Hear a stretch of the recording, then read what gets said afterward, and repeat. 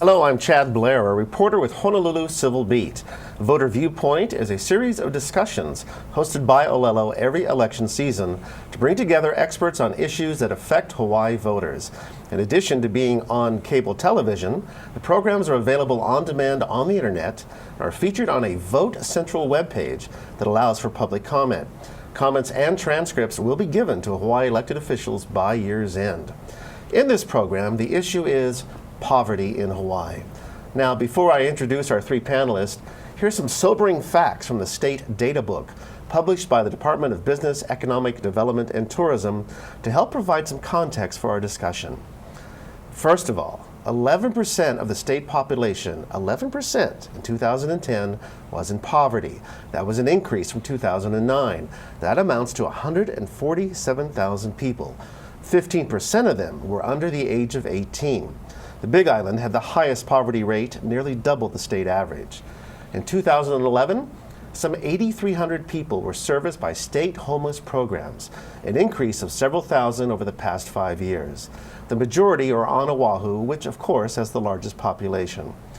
Of those participating in the state's homeless service program, most were male, ages 25 to 59. Most were white or Native Hawaiian.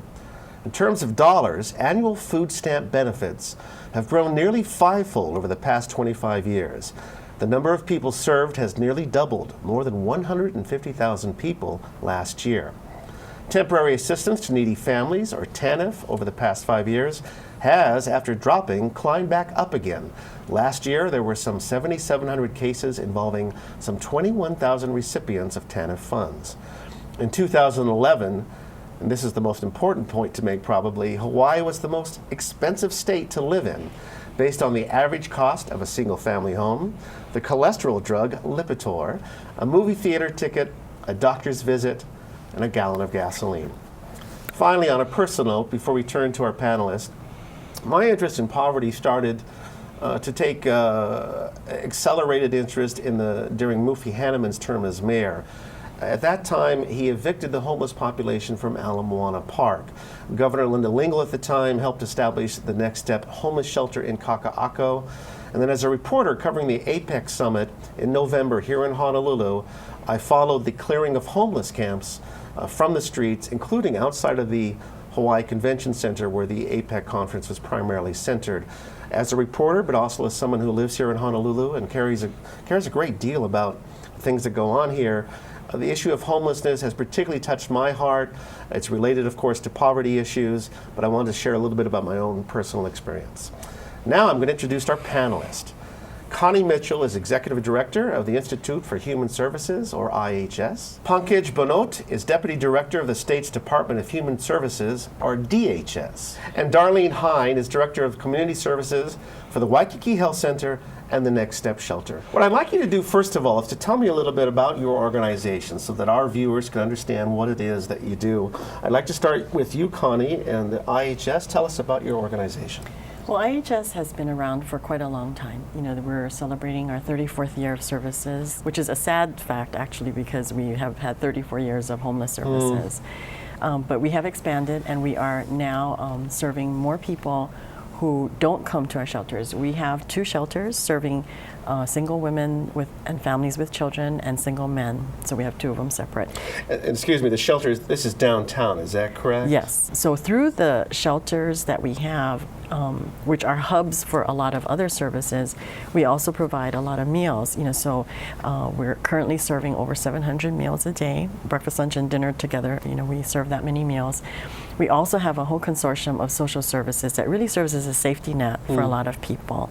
So whether it be some help with housing assistance, you know, when someone is moving from one place to another and not having a deposit, or some direction for employment support, or you know, a family program that includes a lot of services for children. We really try to have a lot of different services right on site, because a lot of people that come to us don't have a lot of resources to go from one place to another, which is very frustrating as well. So I think IHS really does try to provide comprehensive services on site, and trying to help meet the needs of people who are not already homeless also. So homeless prevention is one of the things that we really are into as well. You know, every time I drive by the area on Nimitz, I always see folks lined up outside, particularly during the mealtime. You mentioned 34 years. That means, boy, we've had 34 years of a homeless That's problem. right. How are things recently? Has there been an increase in the number of people that you are servicing? We have seen an increase from last year particularly, and as I mentioned in our numbers of people that we're feeding, that has definitely increased, like maybe about 20% almost. But we also have seen people who seek services, and the numbers that we serve continue to grow every year. But there's not necessarily as many people entering the shelter, because I do believe that the homeless prevention services are making a difference. You're having some success there. Yes, yes. One other question, how is IHS funded? We are funded in a lot of different ways. You know, we have many different government grants, you know, both from the state and the federal government or through the city. And we also have a lot of private funding that comes from either foundations, businesses, individuals, just about everybody who would want to help us. So if folks want to contribute, they can contact IHS and make a donation. The best way is to go online to our website, which is www.ihshawaii.org. Well, thank you, Connie. I appreciate Thank you, that. Chad. Pankaj, we turn to you now and the Department of Human Services. Tell us about this government organization. Thank you, Chad. I'm Pankaj Banod. I'm not the deputy director anymore. That's Pat, correct? Pat is the director of Human Pat Services. So I'm here on our behalf, and Barbara Yamashita is our deputy director. I was the deputy director until this past January, and returned to my position as a division administrator for Benefit Employment and Support Services Division. And I will be talking about the whole department as to what we do that affects daily lives of our families and state of Hawaiian children. We provide basic needs and the services to gear our families towards self-sufficiency. The basic needs include cash assistance, food, that's our Supplemental Nutrition Assistance Program, which was known as food stamps before. And we provide childcare subsidies, we provide medical assistance, we provide health and safety types of services to our foster children, and to generally to prohibit child abuse and neglect. We also provide childcare licensing services statewide. We are a regulatory body. We regulate all the early learning, the preschools and other early learning institutions that are outside the scope of Department of Education. And we also have, since 2010, Homeless Programs Office that is attached to Benefit Employment and Support Services Division. We also have a Vocational Rehabilitation Division in the department that takes care of the needs of blind and hearing impaired populations as well.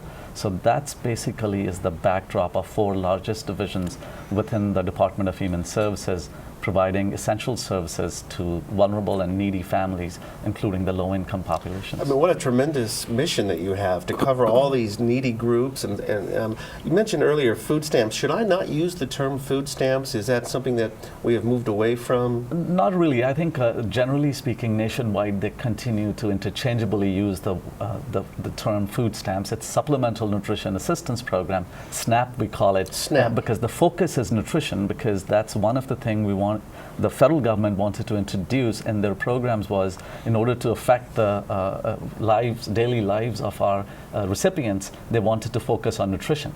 With better nutrition, they'll have better outcomes in life, healthy life, and it'll be preventive. So we don't have to rely on medical interventions. So that was the focus of the federal government, to change the name to Supplemental Nutrition Assistance Program. And we have adopted that. Many states continue to call it in many different ways, like California, for example, calls it CalFresh.